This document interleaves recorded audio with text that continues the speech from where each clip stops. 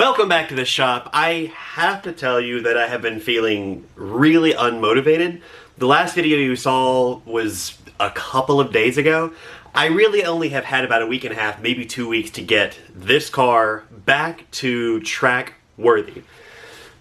I've not been real motivated. I'm still kind of bummed, super bummed, at how the whole thing played out. But this is a great lesson, at least in the way that I work. As I'm sure most of you have experienced, I just didn't want to do this. I didn't want to do this work. It's so much work, so many hours.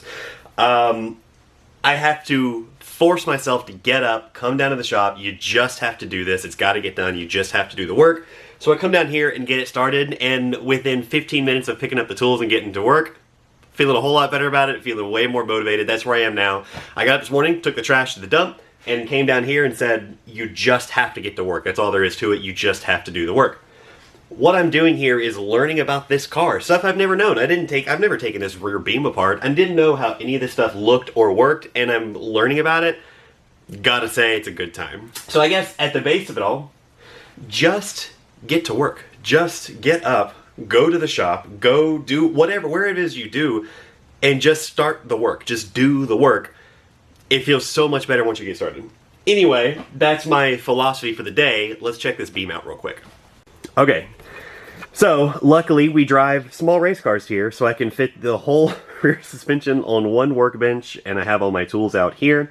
This is what it looks like with no drum brakes or anything like that. If we go over to the car, that's a complete setup. That's a full setup, right?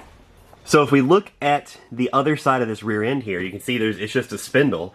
One weak point of this car is that cannot be shimmed. This rear end cannot be shimmed to get more camber into the rear because it is literally one big old piece of steel from those threads to the threads on the other side over there. And this is what it looks like, and I didn't know that. So this rear wheel bearing is really pretty easy to swap out because you take that nut off, take the drum off, take this little cap off, take that nut off, and you're done. That's it. So where we are on this side, where I decided, you know what, feeling pretty good, let's start filming. This cap comes right off, and now we have this big nut to deal with, and that's it. This thing comes off, 4 bolts, this backing plate comes off, and then this beam is ready to go up under the car. So the goal here is to get this beam totally stripped down to nothing at all, and then we're gonna get started on the car and get that beam out. There's all sorts of, there's brake lines, there's emergency brake cables, there's all kinds of things that attach to this beam that none of this is hard. There's just so much of it. There's so many things to disconnect and bolts and bracketry and blah blah blah to get off this thing. So I'm gonna get this other side taken apart, and then we're gonna go into the car and start trying to figure out how we can get the beam out as incomplete as possible so we can just boop, put this new beam up in its place and move along.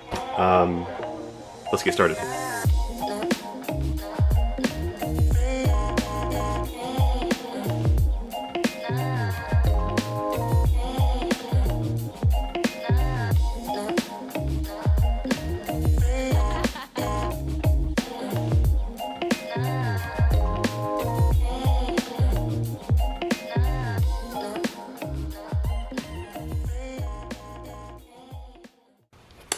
Alright, well that wasn't so bad. You got new rear, front, old here. It's really pretty fascinating how this thing bent.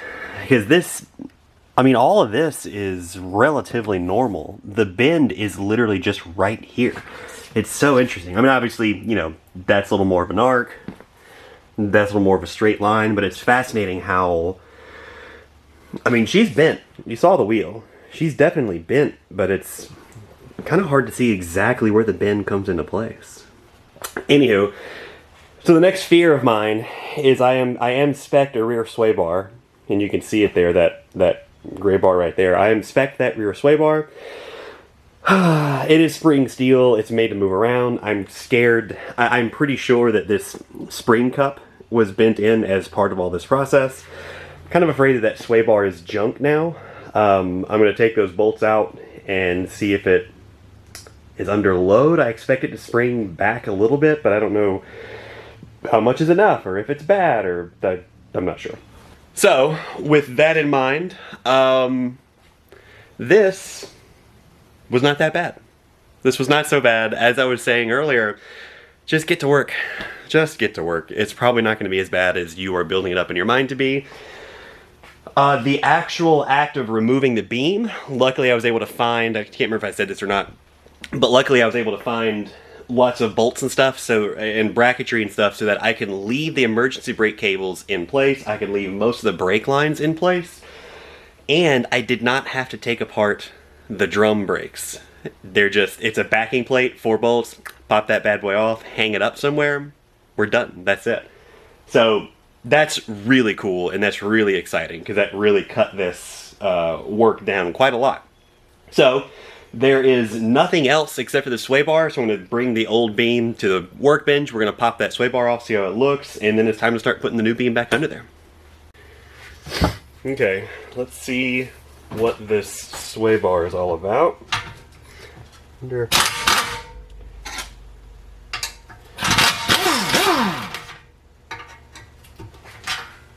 Oh, hey, let's not do that.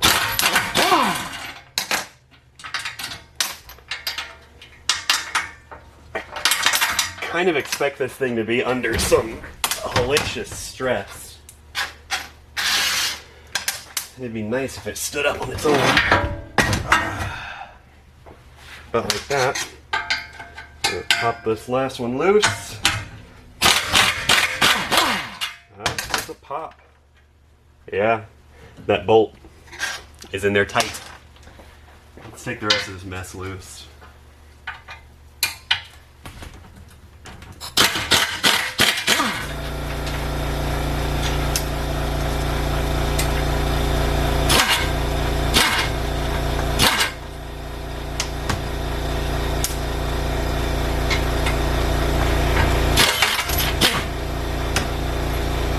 The other one.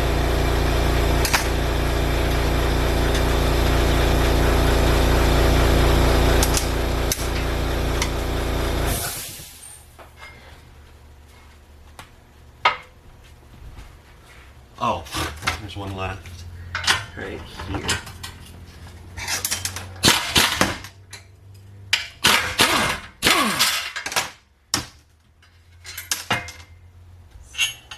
Okay. So that's the sway bar. It does look pretty uniform on both sides. Try to hold it back up in place here. I don't know. We're gonna have to... Maybe I should reach out to someone. I don't really know how to tell if this sway bar is usable or not. I'm probably gonna bolt it to the car no matter what, because it's super easy. But it is probably worth seeing if somebody knows something about a bent sway bar. I don't even know. There are some people I should reach out to about that. But at least for now, we can hold this one up to the new beam to see how the holes match up. If they're way far off, then one of two things. One, that other beam is also bent. It's more likely that this sway bar is bent because we just pulled it off of a busted beam. So that's something to think about, but I think that it's time to... I can put the beam on without the sway bar, so I think we're going to do that. I just talked myself into it. Let's put the new beam on the car and keep cranking. We might be measuring the car today. Here we are, the old part, all the tools. I've cleaned up the work area to make sure I didn't forget any parts. There's no bolts in the ground. I ran around under the car with a couple of wrenches. I always go back to wrenches just to put tools and stuff to make sure it's all tight. Here's one slight bummer about this beam is this beam is super clean. I suspect because it's been a race car its whole life. It's been under that race car its whole life, which has been in and out of trailers, in and out of shops its whole life, so it never has seen the road. It's super clean. The old one's not that clean, but here's where we are now. Gosh, it feels so nice to have a correctly pointed wheel under this car. Oh, goodness me. Here's the good, maybe good, maybe might not be good situation. I decided that because it's a race car, and because that's kind of how you treat, well, it's how I've treated stuff in the past, I decided to use everything original to the race car back on this beam. backing plates, drums, hubs and bearings, all those kinds of things. This hub took a huge hit. That's all there is to it. This hub took a massive hit. The studs don't appear to be bent. I've compared it to other studs, to new studs in the package I've got. Studs don't appear to be bent. The bearing doesn't make any noise. The wheel spins super freely. Look at this. The wheel spins freely. I don't know if you can hear that noise, because I'm realizing right this second that I don't have my external mic on it, but the wheel spins freely. There's no run out. The noise is pad touching the drum, which is pretty normal. So I'm using all of those clues to say that I think this hub is fine. I can't believe it because it took such a massive impact. But I think that this hub is okay. I think this hub is just fine. So I have decided to use all that stuff. I just put it right back on this new beam, and that's what we're rolling with. I'm about to put it on the ground. So what we have to do next, I've already been over everything. Everything's torqued except for this lug nut.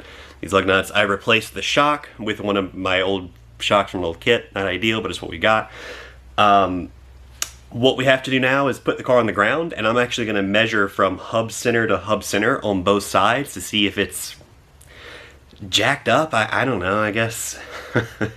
Like I said, I don't really know what I'm doing, but just thinking about how this should go, they should be similar side to side, so that way we know that the body hasn't been twisted in one way or the other. If one measurement's really small and the other one's much larger, then we know that the rear end is pointed a different direction. Or we think. I didn't take a baseline. Oh, I could go measure my street car to see what the baseline is there, and then measure this one. So that's what we're going to do next, and from there we'll move on to this stupid glass, I guess. I gotta clean out the inside and try to get the remainder of the window out. Man, we're gonna make it. I'm saying it, we're gonna make it. I will drive this car with tape all over that window. I don't care. As long as this car lines up, we're off to the races, y'all. Woo! So exciting. Didn't really want to do this work, like I said, this morning, but here we are, and it's feeling pretty good. So let's get this thing on the ground and start measuring. Here we are. The car is on its wheels. The wheels are pointed the right direction, mostly. We'll talk about that in a second. This is it. This is it. I am so stoked on this view. I am so stoked for myself. I'm so stoked for the team. This feels like a huge triumph to me. This is a huge triumph to me. I went to a race I've been watching since I was a young kid, hoping to finish well. We were deep in the top 10 and headed further up. Took the hardest hit I've ever taken in a race car before. It hit so hard. Ended the race, ended my season on the worst note I've ever had since I've started driving. I understand this won't be the last time something like that happens, but it hurts the first time real bad. I came back, I was able to scramble this car back together, banging the body out, getting the new axle out of the parts car, getting the new axle into the race car, all that stuff. Hours and hours and hours of work. This feels like a huge triumph to me. I am so stoked, even as I'm talking now, to get this car on track. The 6 schedule is going to be totally insane. We'll talk about that in a second. Now let's talk about what I'm not totally stoked on. I measured side to side, and the left side of the car appears to be about 1/4 of an inch narrower than the right side of the car. The right side of the car is what took the hit. It is possible that in hitting the wheel and bending it back, it might have pulled the suspension mounts towards the back of the car some, spreading this side open. Or it could have been like that the whole time and I never knew because I never taken the measurement. I don't really know, but what that's referred to as is a thrust angle, and it's going to clock this way a little bit. I also think the rear end is towed in a little bit, which is kind of a bummer because you really want toe out to help with rotation. I'm not going to get too excited about any of that stuff just yet because I really have to have somebody come and help me measure all these things because it's hard to do by yourself. So we're going to ignore that, and what we're going to do instead is just be excited that we are going for a championship. That's right. I tried this once before. I went into the points. I went into the race with a lead on points, lost the race, came in second championship, which is a great feat, but we're giving another shot here. We're going to give it a go. We're going to go race for a championship with the car that got punted off track just a couple weeks beforehand. Like I said, this is a big triumph. In any case, I'm gonna start working on that window. I've got to pull the tape off, and I got to try to get the rest of the glass out and clean up the glue. I don't even know how you glue glass in like that. Whatever, I'll figure that out. I've got glass upstairs. We're gonna try to replace that right now, but y'all don't need to watch me do that. I'm gonna end it right there. We've got some alignment and some measuring to do here, but this is it. We're going racing. Thanks so much for watching. I love making these videos. I hope you enjoy watching these videos. Like I said, watching this triumph come together, I hope that it feels as good for you. There's no way it feels as good for you as it does for me. I'm rambling. In any case, thanks so much for watching. Like and subscribe, and I'll see you guys when it's time to go racing.